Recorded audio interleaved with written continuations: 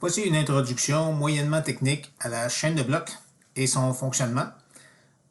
Ici, je fais une introduction à la chaîne de blocs et on verra plus tard les technicalités comme par exemple les nombres hexadécimaux, les nombres binaires, la signature digitale et le hachage cryptographique. La chaîne de blocs, c'est ce qui sous-tend c'est ce qui fait fonctionner les transactions du Bitcoin. Donc la chaîne de blocs, c'est simplement un registre distribué, facilement accessible sur Internet et qui contient toutes les transactions du Bitcoin depuis le commencement de son existence. Si je vais sur un site comme celui-ci qui s'appelle btc.com, btc.com, c'est un des multiples sites Internet sur lesquels on retrouve la chaîne de blocs. Donc la chaîne de blocs est ici. Chaque ligne est un bloc. Donc, ce qui s'appelle hauteur ici, height, 652 427, 652 426 et ainsi de suite. C'est la hauteur de la chaîne. Donc, nous sommes présentement rendus au bloc 652 427. Si je clique sur le bloc, j'obtiens l'information du bloc. Dans ce qui suit, on va essayer de démêler ce que contient cette information. Donc, voici un exemple de bloc que j'ai pris ici. C'est une capture d'écran que j'ai prise à btc.com. Supposons que l'on clique sur un des liens. Donc, c'est ça. La chaîne de blocs, ça se trouve à être l'enchaînement de tous ces blocs. Ça se trouve à être la colonne à droite complètement qui s'appelle bloc H. Donc, les blocs ici sont représentés par un hachage cryptographique qui commence par un nombre de zéros prédéterminé. Et la chaîne de blocs, ben, c'est l'empilement de ces blocs-là ici. En fait, les blocs sont enchaînés l'un à l'autre parce que le hash, la représentation cryptographique du bloc précédent est incluse dans le bloc suivant. Et la chaîne, c'est plutôt un empilement de ces blocs-là. Donc, on a comme un empilement de blocs enchaînés. Donc, c'est sûr que chaîne de blocs, c'est plus joli à dire. Ici, j'ai un bloc. Ce qu'on voit apparaître en rouge, ça se trouve à être un bloc. Donc là, ici, je prends comme exemple le bloc 645 863. Si je clique sur le bloc, je vois l'information suivante. Donc, l'information du bloc. Dans les minutes qui vont suivre, je veux simplement expliquer un peu la signification de chacun de ces morceaux d'information-là.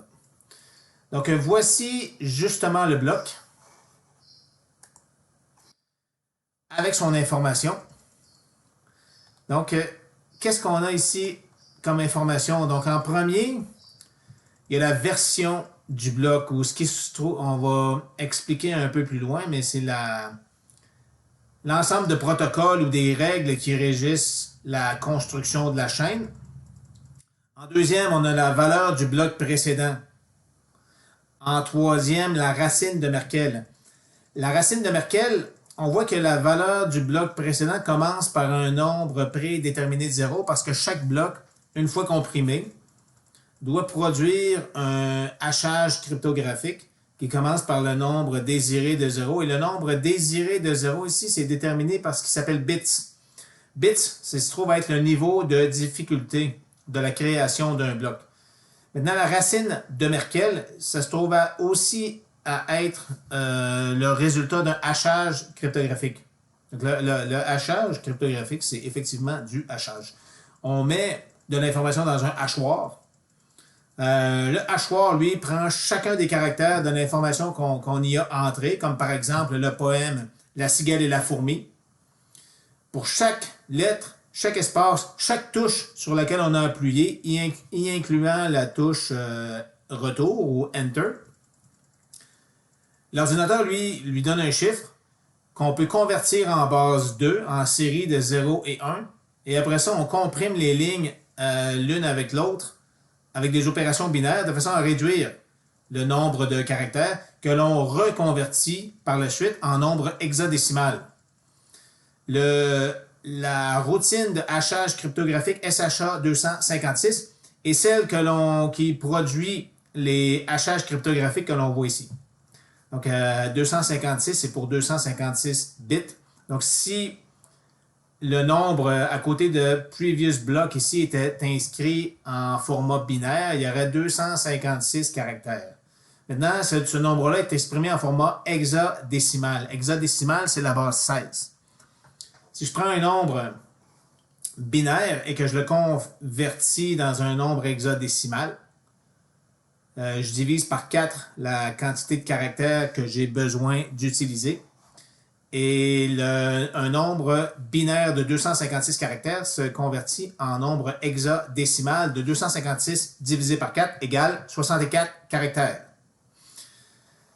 Ensuite de ça, il y a la date et l'heure de création du bloc, le timestamp, et finalement, il y a le nonce, qui se trouve être un nombre qu'on met à la fin des informations du bloc, de façon à ce que le hachage cryptographique du bloc commence par le nombre de S0 désiré. Donc ici, ce qui s'appelle bloc hash, et c'est justement le résultat du hachage cryptographique de toutes les informations pertinentes du bloc, qui sont les informations que j'ai énumérées ici. Les 6 informations énumérées ici. Version, valeur du bloc précédent, valeur de la racine de Merkel, date et heure, nombre, niveau de difficulté et nonce.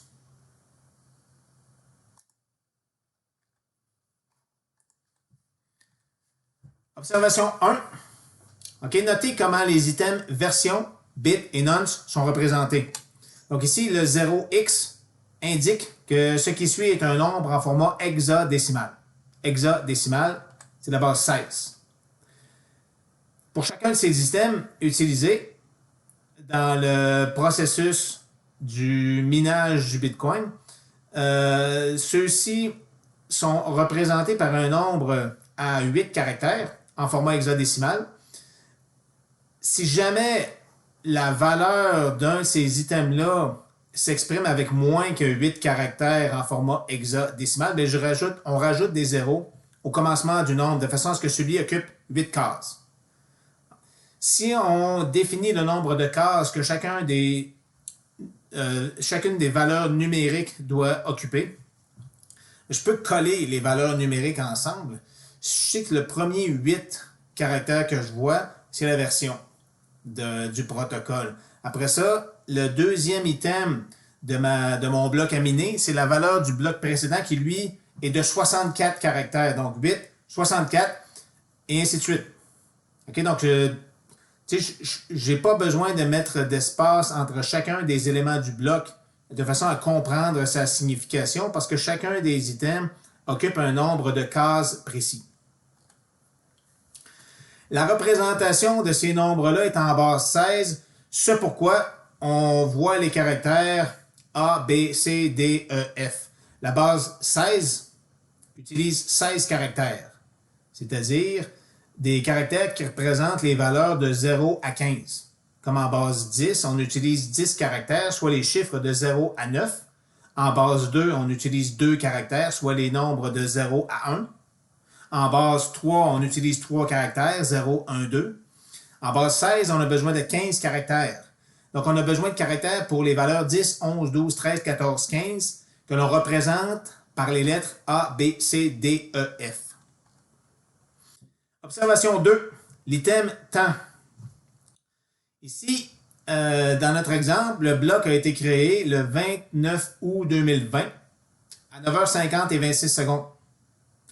Dans le processus de minage, on va convertir ce temps-là dans ce qui s'appelle l'epoch time. L'epoch time, c'est le nombre de secondes qui se sont écoulées depuis le 1er janvier 1970 à l'aube, au commencement de la journée. Donc ici, dans notre exemple, depuis le 29 août 2020 à 9h50 et 26 secondes, il s'est écoulé 1 598 709 026 secondes. Si je convertis cette valeur-là en format hexadécimal, Ici, ben, j'utilise un peu moins d'espace parce que ma forme hexadécimale est beaucoup plus puissante que la forme décimale. Tu sais, chacun des termes ici multiplie 16 exposant le rang au lieu de 10 exposant le rang.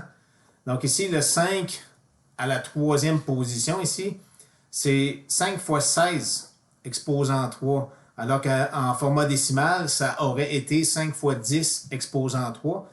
Donc ici, un nombre hexadécimal va toujours occuper moins d'espace qu'un nombre en format décimal. Et c'est le time, c'est l'horodatage en format hexadécimal ici qui sera utilisé dans le processus de minage d'un bloc. Troisième observation, c'est la routine de hachage cryptographique SHA 256. Donc, les items bloc précédents, racine de Merkel et le hash du bloc sont les résultats d'un hachage cryptographique de certains éléments contenus dans le bloc. La routine SHA 256 convertit n'importe quel texte en un nombre hexadécimal à 64 caractères. Donc, vous pouvez trouver des exemples de cette routine un peu partout sur Internet. J'ai mis le lien d'un de ces endroits-là ici. On peut y aller. OK, allons-y. Voici un site Internet qui me permet de produire le SHA 256 d'un texte quelconque. Si je rentre le renard et le corbeau, voici mon hachage cryptographique de le renard et le corbeau. Okay, donc, l'ordinateur prend le L majuscule, lui donne un chiffre. Le 1 minuscule lui donne un chiffre. L'espace lui donne un chiffre. Et ainsi de suite.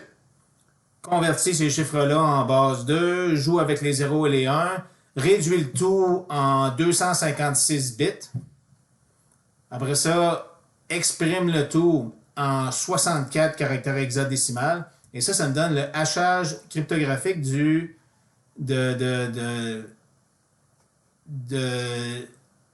ce qui est écrit ici, le renard et le corbeau. La beauté du hachage cryptographique, c'est que c'est impossible de revenir en arrière. Les opérations binaires entre les différentes lignes de ce que je peux obtenir grâce à ce que j'ai écrit ici m'empêchent de deviner ce que j'avais écrit pour produire le hachage cryptographique 9, 4, 8, 2, 6, 0, 2, D et ainsi de suite. Je fais simplement modifier un peu ce texte-là par... je rajoute un point. Boum! Mon résultat est complètement différent.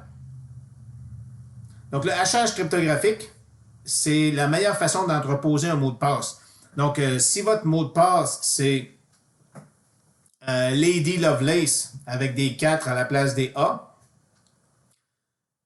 l'endroit où vous utilisez ce mot de passe-là, lui, n'a qu'à retenir le hachage cryptographique de votre mot de passe. Donc, si mon mot de passe était renard-corbeau, avec un 0, par exemple, point d'exclamation. Donc, si c'est ça mon mot de passe que je peux facilement retenir, renard-corbeau,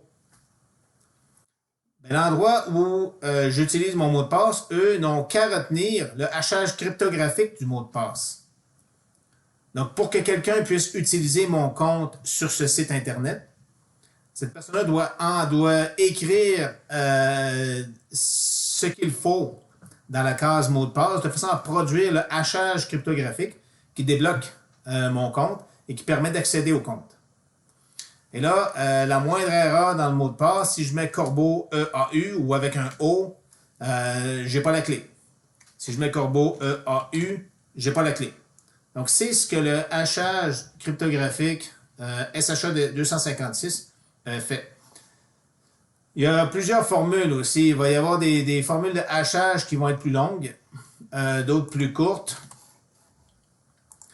Mais le SHA 256, lui, se trouve à être suffisamment sécuritaire pour être utilisé à la grandeur du web.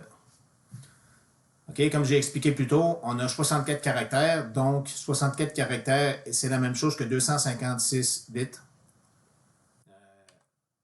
Voilà, donc, le previous block, c'est le bloc précédent. Okay, donc, le hachage cryptographique du bloc précédent. La racine de Markel, c'est le hachage cryptographique de l'ensemble des transactions qui font partie du bloc. Et le hash du bloc, c'est le hash miné grâce aux nonces appropriés du bloc actuel.